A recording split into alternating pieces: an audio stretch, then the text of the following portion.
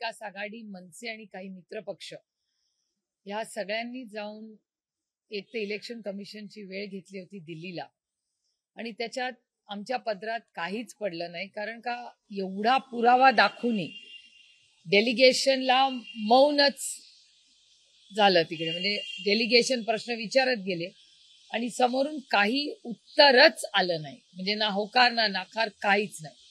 त्यामुळे दुर्दैव आहे की इलेक्शन कमिशननी एवढे पक्ष तिथे गेलेले असताना, एवढा एव्हिडन्स नेलेला असतानाही काहीच त्यांच्याकडून आलं नाही. आमच्यासाठी खूप चिंताजनक आणि खूप काळजी करण्यासारखं आहे. त्याचबरोबर आज राहुलजींची जी प्रेस कॉन्फरन्स झाली, त्या राहुलजींच्या प्रेस कॉन्फरन्स मधली जी गोष्ट आहे ती तर धक्कादायकच आहे. म्हणजे तुमच्याही चॅनल्सवर दाखवली की जी व्यक्ती भारतातच राहत नाही त्या व्यक्तीने इतक्या वेळा मतदान केलंय, ते म्हणजे हे हास्यास्पदच झालेलं आहे. म्हणजे दुर्दैव आहे की इलेक्शन कमिशन सारखी अतिशय गंभीर संस्था, जी या देशाचं लोकशाही, ही या जगातली सगळ्यात मोठी लोकशाही, ज्याचा सार्थ अभिमान आम्हाला आहे, त्या लोकशाहीमध्ये आज अशा बातम्या येतात. आणि हे सगळं डेटा ड्रिव्हन आहे.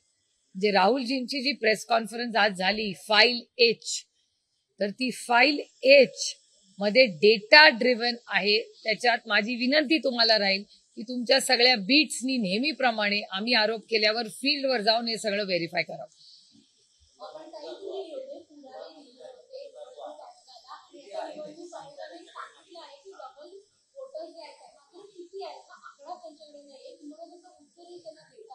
माझा प्रश्न आहे की ते रोखणार कसं डबल मतदान, म्हणजे दुबार मतदान थांबवणार कसं, हा माझा प्रश्न आहे. ह्याचं कारण असं, एवढं तंत्रज्ञान आहे, एवढा मोठा AI म्हणजे आर्टिफिशियल इंटेलिजन्सच्या माध्यमातून एवढे नवीन ऍप्स निघाले आहेत, ह्याच्यात दुबार मतदान नॅरो करणं हे काय फार अशक्य नाही आहे भारत सरकारला.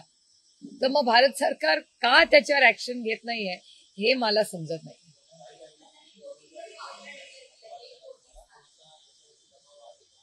शक्यता नाकारता येत नाही, कारण अनेक गोष्टी महाराष्ट्रात आणि देशात होत असतात. त्याच्या मागे अनेक दबाव तंत्र असण्याची शक्यता आहे.